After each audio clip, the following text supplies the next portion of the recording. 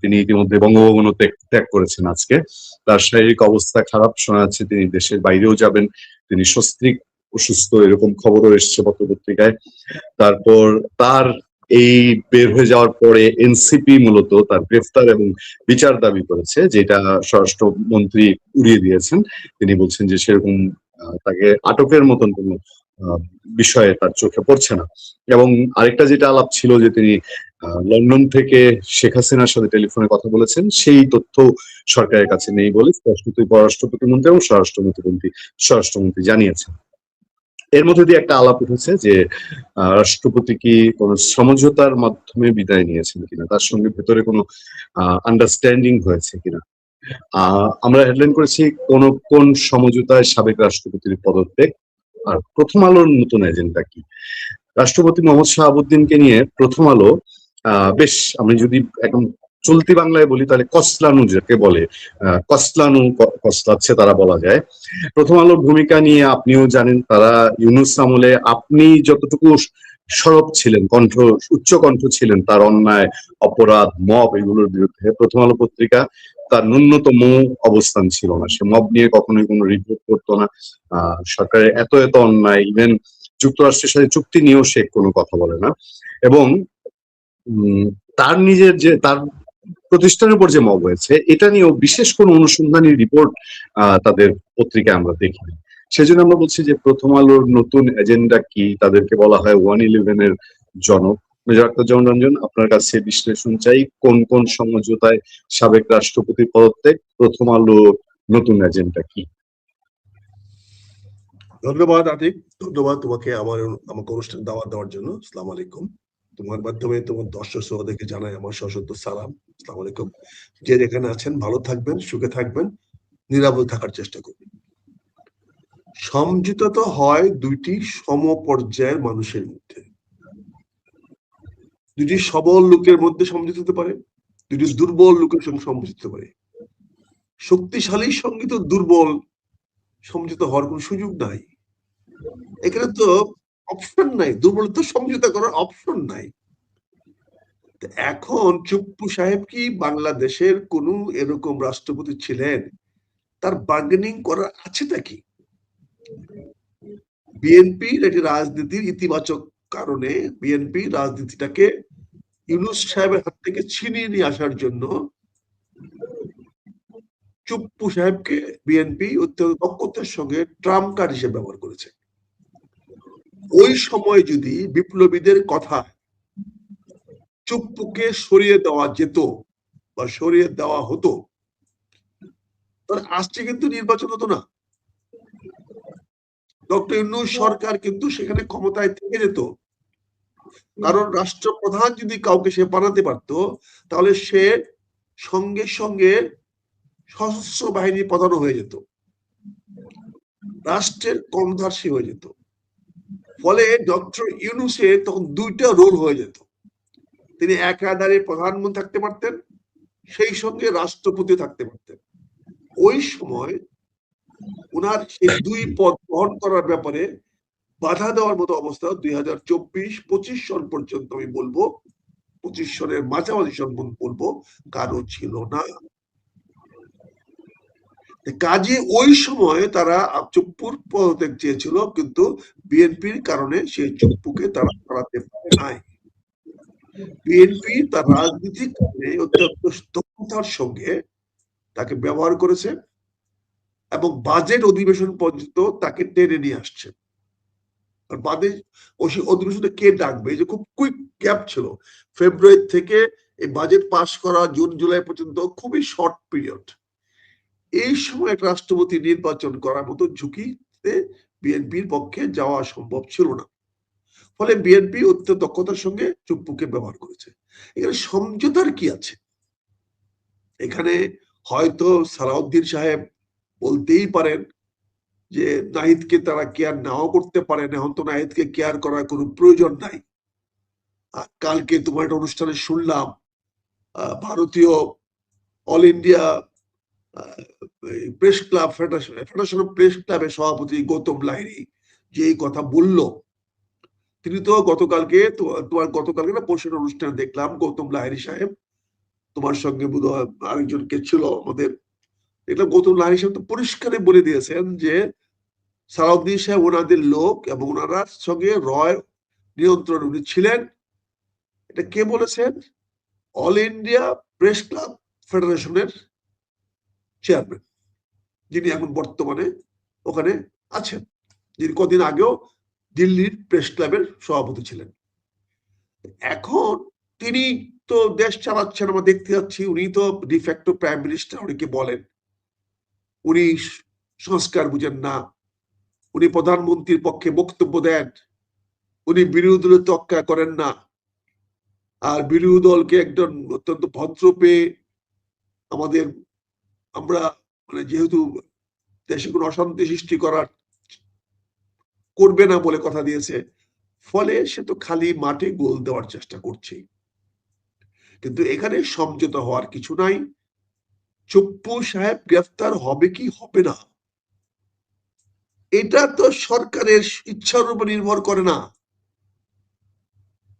যদি নাহিদ সাহেব যদি সত্যিকার অর্থে চাপ সৃষ্টি করতে পারে, সে হ্যাডম যদি এখন ওনার থাকে, তাহলে চুপ্পু গ্রেপ্তার হবে, কেউ আটকাতে পারবে না। আর যদি সেই বিপ্লবীরা রাজপথে আবার সেই হ্যাডম দেখাতে না পারে, তাহলে চুপ্পুকে গ্রেফতার করা হবে না, সে বিদেশ যাবে, চিকিৎসা করবে, ঘুরে বেড়াবে। তবে আমি যেটা মনে করি, সরকার একটা গ্যারাকলে পড়ে গেছে। এখন বিরোধী রাজনৈতিক দল কিভাবে খেলবে তার উপরে নির্ভর করে। আমি মনে করি দরকার পড়লে রাষ্ট্রপতি নির্বাচন, যেটা উস্কানি দেওয়ার চেষ্টা করছে তোমার প্রথম আলো, যেটা নিউজ করেছে, সরকার এই নির্বাচন নিয়ে তাড়াহুড়া করছে না। প্রথম আলো কি ধরনের ট্রেপে ফালানোর চেষ্টা করছে, যেটা যদি বোঝার চেষ্টা করো, দেখো, আমি যদি আজকে বিরোধী রাজনীতির নিয়ন্ত্রণ করতে পারতাম, আমি যদি আজকে বিরোধী দলের রাজনীতিতে কোন রকম একটি বলিষ্ঠ অবস্থানে থাকতাম, আমি এই রাষ্ট্রপতি নির্বাচন হতে দিতাম না।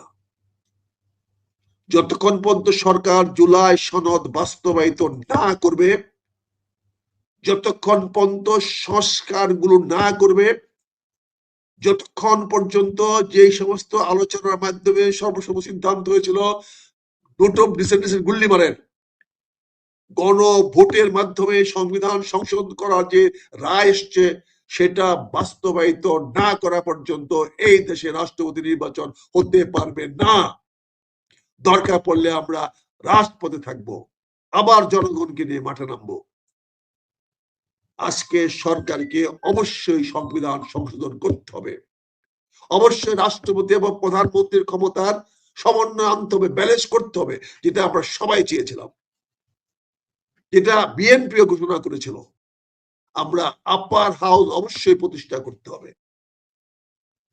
এইগুলো না করা পর্যন্ত রাষ্ট্রপতি, এরকম টুটু জগন্নাথপতি রাষ্ট্রপতি নির্বাচন করতে আমরা রাজপথে বাধা সৃষ্টি করতে হবে। সরকার, রাষ্ট্রপতি পরিবর্তন হয়ে গেছে, সরকার নিজস্ব রাষ্ট্রপতি আসছে, দরকার বলে 3 মাস কেন, 6 মাস থাকুক মেজর হাফিজউদ্দিন সাহেব, আরো 3 মাস থাকুক, আমাদের তো কোনো আপত্তি নাই। উনি একজন মুক্তিযোদ্ধা, উনি থাকুক, আরো 6 মাস থাকুক, উনি অস্থায়ী হিসাবে থাকুক। কিন্তু নতুন রাষ্ট্রপতি নিয়োগ করতে হলে আগে রাষ্ট্রপতির দায়িত্ব কর্তব্য কি, যেটা সংবিধানের পরিষ্কার নাই, সংবিধান পরিবর্তন করে সংশোধন করে রাষ্ট্রপতির সেই দায়িত্বটাকে ভারসাম্যপূর্ণ করতে হবে, যাতে রাষ্ট্রটা একদলীয় এক ব্যক্তি শাসনে রূপান্তরিত না হয়। ইতিমধ্যে আমরা স্বেচ্ছাচারিতার লক্ষণ দেখতে পাচ্ছি। আমরা ইতিমধ্যে দেখেছি সরকার একতরফা ভাবে রাজনৈতিক দলগুলোকে বিভিন্ন কর্পোরেশনের হেড বানায় দিয়েছে, যেটা সংবিধানের বরখেলাফ।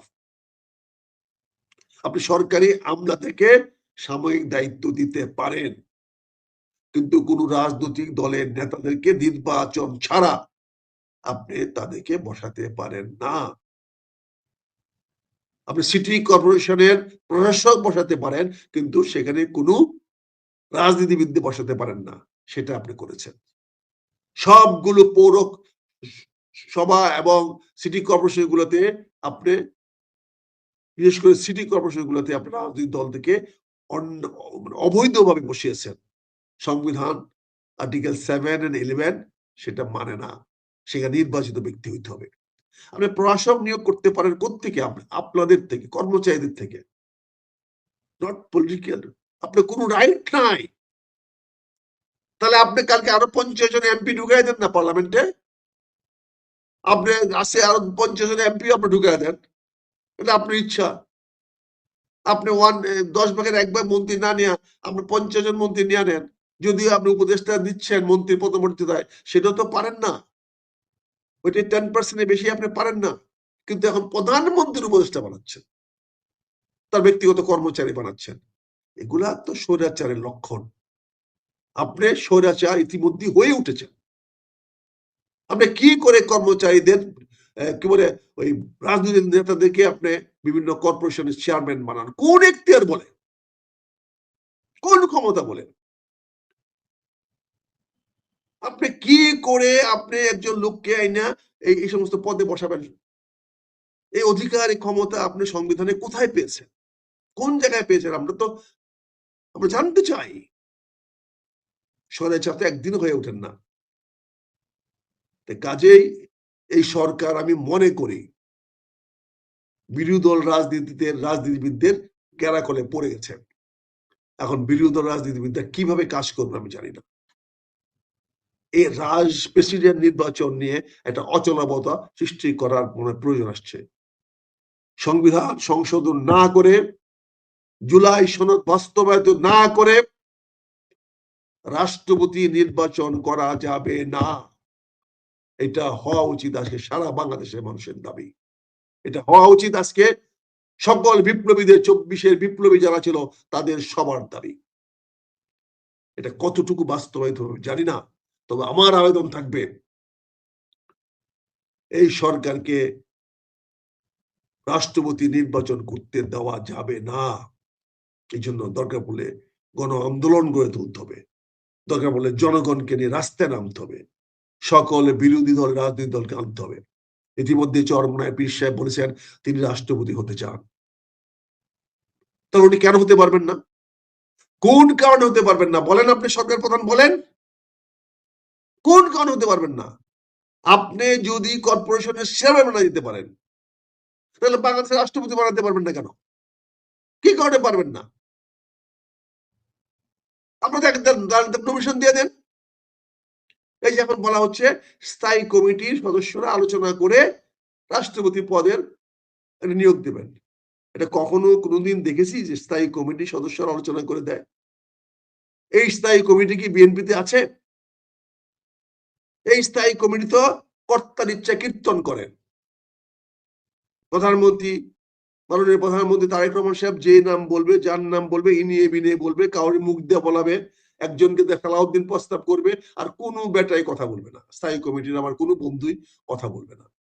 হ্যাঁ, সালাউদ্দিন সাহেব যেটা বলছে এটাই উনি সঠিক বলেছেন, বাকিরা চুপ করে থাকবে। আমরা দেখেছি না স্থায়ী কমিটির সদস্যরা কেমনে হয়, আমরা দেখেছি না কিভাবে সিদ্ধান্ত নেয় স্থায়ী কমিটি। নতুন তো কিছু না। আমি তো 30 বছর, 35 বছর ধরে দেখেছি স্থায়ী কমিটি কিভাবে সিদ্ধান্ত নেয়। কত স্থায়ী কমিটির সিদ্ধান্ত আমরা বাতিল করে দিয়েছি না? এই বদনাম তো আমার আছে। বিএনপি যদি করেছি, বদনাম তো আমার আছে। স্থায়ী কমিটির সিদ্ধান্ত মানি না, এরকম সিদ্ধান্ত তো অনেক আছে। তো স্থায়ী কমিটির সিদ্ধান্ত দিবে কে? রাষ্ট্রপতি হবেন। মানে বিএনপির যে কোনো রাজনীতিবিদ, বিএনপির থেকে যদি কাউকে প্রেসিডেন্ট নমিনেশন দিতে হয়, তাহলে খন্দকার মোশাররফ ছাড়া আর কার নামটা আসবে? কে প্রস্তাব করবে? কি কারণে প্রস্তাব করবে? ফখরুল ইসলাম আলমগীর তো অলরেডি মন্ত্রী আছে, তারা এত যদি মন্ত্রীগিরি করতেছে কেন? সে রাষ্ট্রপতি হতে চায় যদি। নেতাদের মধ্যে একটা কন্দল সৃষ্টি করার চেষ্টা করছেন। প্রথম আলো কতগুলো ছবি বানায়, ছবি দিয়া, খবর দিয়া নেতাদের মধ্যে একটা ভুল বুঝার সৃষ্টি করার চেষ্টা করছেন। যেখানে খন্দকার মোশাররফ বেঁচে আছে এবং সিনিয়র মোস্ট লিডার সেখানে যদি পলিটিক্যাল পার্টি পলিটিক্যাল লোক দিয়ে কাউকে বানাতে হয়, দলে কাউকে বানাতে হয়, তাহলে খন্দকার মোশাররফের নামের আগে একটা নাম কে প্রস্তাব করবে? স্থায়ী কমিটির মধ্যে কোনো ভদ্রতা নাই, শালীনতা নাই, তাদের মধ্যে কোনো সম্পর্ক নাই। তারা কি একজন আরেকজনের প্রতিপক্ষ? তারা কি নেতৃত্ব নিয়ে হানাহানি কাটাকাটি করছে? তারা সবাই সমভাবে মাননীয় প্রধানমন্ত্রী তারেক রহমানের প্রতি অনুগত, শতভাগ অনুগত। আমাদের মতো তো না। আমি অনুগত নাই বলে আমি চলে আসছি দল ছেড়ে, কিন্তু ওনারা তো শতভাগ অনুগত। ওনাদের আনুগত্য নিয়ে কোনো প্রশ্ন করার অধিকার কারো নাই, কারো ক্ষমতা নাই। আমি দেখেছি এই নেতাগুলো আড়ালেও কোনোদিন তারেক রহমান সাহেবের বিপক্ষে একটা কথা বলে নাই। খন্দকার মোশাররফ সাহেবকে আমি দেখি নাই, ফখরুল ইসলাম আলম দেখি নাই। কাজেই এখানে একটা বিভ্রান্ত ছড়ানোর জন্য প্রথম আলো একটা ইন্ধন যোগানোর জন্য করছে। যাই হোক, এটা তাদের আভ্যন্তরীণ ব্যাপার, রাজনৈতিক ব্যাপার, তারা করুক। কিন্তু এখানে কি হবে? সালাউদ্দিন যার নাম বলবে, যাকে বলবে, সে রাষ্ট্রপতি হবে। আমি এখন তারেক রহমান সাহেবের নাম বলবো না। বিএনপি রাজনীতির এমন একটা কেন্দ্রে এসে দাঁড়িয়েছে, কেন্দ্রে ভর করেছে, সেই কেন্দ্র ভরটা এখন ভারসাম্য রক্ষা করতেছে বাংলাদেশের স্বরাষ্ট্রমন্ত্রী, সর্বক্ষমতার উৎস, সর্বক্ষমতার মালিক জনাব সালাউদ্দিন আহমেদ সাহেব। তিনি যাকে বলবেন সেই রাষ্ট্রপতি হবেন, তিনি যার নাম বলবেন তিনি রাষ্ট্রপতি হবেন। এখন উনি কার নাম বলে ফেলেন আমি তো জানি না। আর যদি তোমার এই গৌতম লাহিড়ীর কথা মনে হয়, তাহলে তো টেলিফোন আসবে ওখান থেকে, নাম তো এলান হয়েই আসবে, কার্ডটা দিতে হবে। প্রথম আলো তাদের কথাই বলবে। প্রথম আলো নতুন করে আবার খেলা শুরু করার চেষ্টা করছে, আবার বলতেছে রাষ্ট্রপতির ভারসাম্য আনতে হবে, আবার ইউনূস সাহেবকে নাকি রাষ্ট্রপতি নিয়ে আসবে, ইউনূস সাহেবকে রাষ্ট্রপতি আনার চেষ্টা করছে, আবার একটা জুজুর ভয় দেখাচ্ছে। আবার আমেরিকান এই রাষ্ট্র কে আসছে, পররাষ্ট্রমন্ত্রী, পররাষ্ট্রের একজন আসছে যে অত্র এলাকার, কি নাম, সাজিও নাকি কি নাম জানো, সাজিও নাকি নাম, তাকে নিয়ে বিভ্রান্ত সরানো হচ্ছে তাকে। হ্যাঁ, সেও তো এখন আসতেছে, সেটাকে ব্যবহার করা হবে। এটা তার রুটিন বিজেপি আসতেছে তো। তারপরে মাননীয় প্রধানমন্ত্রী এই বিমস্টেকে যাবেন, ব্রিক্সে যাবেন, ইন্ডিয়া পুরাতে ব্রিক্স হবে এই সেপ্টেম্বরের প্রথম সপ্তাহে, সেখানে যাবেন। সেখানে গেলে মোদী সাহেবের সঙ্গে দেখা হবেন। এর আগে রাষ্ট্রপতি নির্বাচন করা সম্ভব হবে কিনা আমি জানি না। কাজে অনেক আইনমন্ত্রী যে কথা দিচ্ছেন, সেই কথা মনে হচ্ছে সেপ্টেম্বরে হবে রাষ্ট্রপতি নির্বাচন। তারপরে সেপ্টেম্বর মাসে আমার মাননীয় প্রধানমন্ত্রী নিউ ইয়র্কে যাবেন, সেখানেও জাতিসংঘের 61 না 62তম অধিবেশনে যোগদান করার জন্য তিনি যাবেন। তার মানে সেপ্টেম্বর মাসটা পুরাই তো দেখা যাচ্ছে মাননীয় প্রধানমন্ত্রী দেশে থাকবেন না। তো রাষ্ট্রপতি নির্বাচনটা সেপ্টেম্বর মাসের আগে করতে হবে। অগাস্ট মাসের মধ্যে করবেন কিনা আমি জানি না। কাজেই রাষ্ট্রপতি নির্বাচনটি একটি রাজনৈতিক খেলার মধ্যে আজকে দাঁড়িয়ে গেছে। এখানে বিরোধী দলকে তার বলিষ্ঠ ভূমিকা রাখতে হবে। বিরোধী দল এখানে ইগনোর করলে হবে না। বিরোধী দল এই রাষ্ট্রপতির পদত্যাগ এ পর্যন্ত সমস্ত বিরোধী রাজনৈতিক দলগুলো বলবো তারা দায়িত্বশীল আচরণ করতে পারে নাই।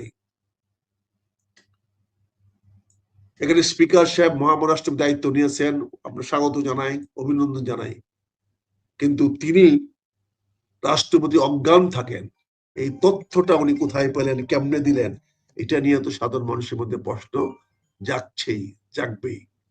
এই তথ্য নাকি কে দিল? এই তথ্য কি চুপ্পু সাহেব দিয়ে গেছেন? তার কি কোনো লিখিত কাগজ আছে? ওনার কাছে কোনো মেডিকেল রিপোর্ট আছে? তো এইটা তো বিরোধী দলের দায়িত্ব ছিল সেটা জানা বোঝা, সেখানে কথা বলে নাই। এখানে বিরোধী রাজনীতি কিছু গ্রামার আছে, পরিষ্কার করতে হবে। রাজনীতির গ্রামার, রাজনীতিবাদ কথা বলতে হবে। আমরা রাজনীতি করি, আমাদের চুল পাকা হয়েছে।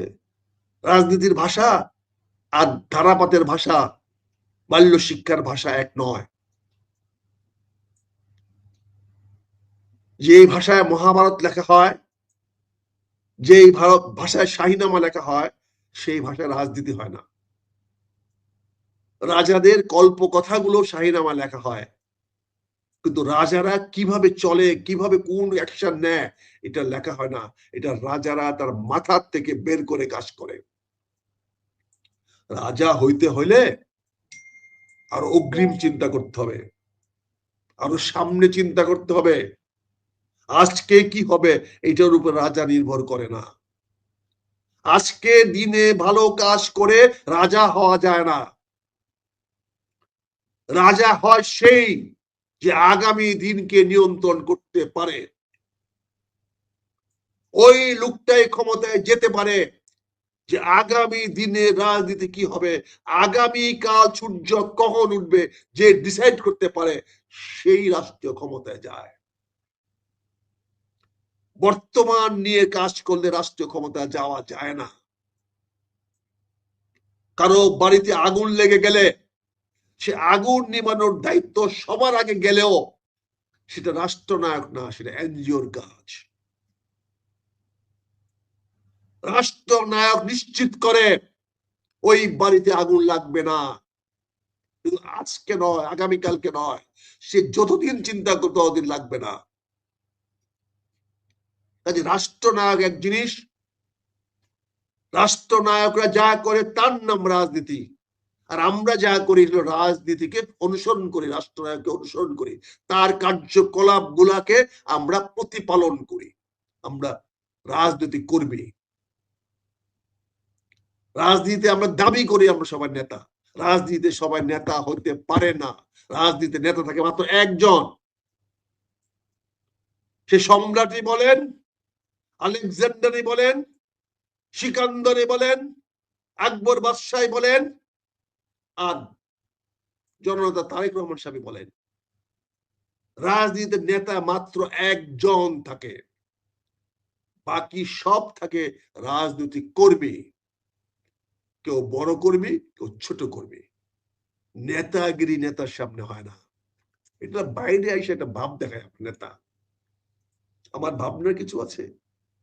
আমি তো প্রধানমন্ত্রীর সামনে গিয়ে ওই কথাই বলতে হবে যে এই কথাটা প্রধানমন্ত্রী পছন্দ করেন, পছন্দ করবেন, সেটা সরকারি দলে হোক আর বিরোধী দলে হোক। রাজনৈতিক ব্যাকরণ এভাবে হবে না। আমার রাজনীতি আমি কি আমরা শেষ হয়ে যাই, দেয় আমরা শেষ হয়ে যাব না। আমরা হইতে পারি ছোট মোমবাতি, কিন্তু মোমবাতি মনে রাখবেন মাটিতে পড়ে শেষ পর্যন্ত সে জ্বলে, সে নিবে না।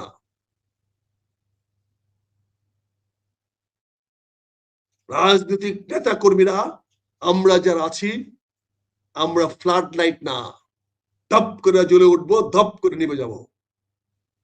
আমরা ক্ষুদ্র প্রদীপের বাতি, ছোট্ট মোমবাতি। আমরা আলো দিবই দিবই দিব শেষ মুহূর্ত পর্যন্ত। তলায় এসে মিশে যাব, তারপরে আমার নিয়ার থেকে একটু একটু আলো বের করবে। এটাই আমাদের ডেডিকেশন। এইটা যে রাজনীতি করি, কারো কাছে পদের জন্য না, কারো কাছে চাওয়ার জন্য না, কারো কাছে ভিক্ষা মাগার জন্য না।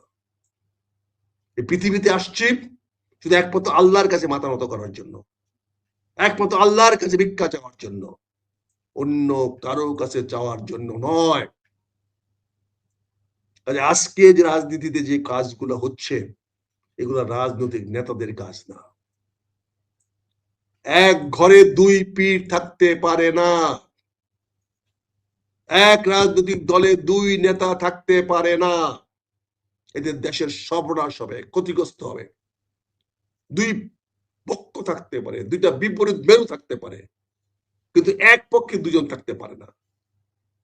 আজকে চুপ্পু সাহেবের সঙ্গে কোনো সমঝোতার ব্যাপার নয়। চুপ্পু সাহেব সময়ের প্রয়োজনে অপান্ত হয়ে গেছে, তার প্রয়োজন ফুরিয়ে গেছে। বিএনপি তাকে ছুড়ে ফেলে দিয়েছে। হয়তো এখন দয়া দাক্ষিণ্য দেখাতে পারে বিএনপি, এটা নির্ভর করে বিএনপির বুড়ের উপরে।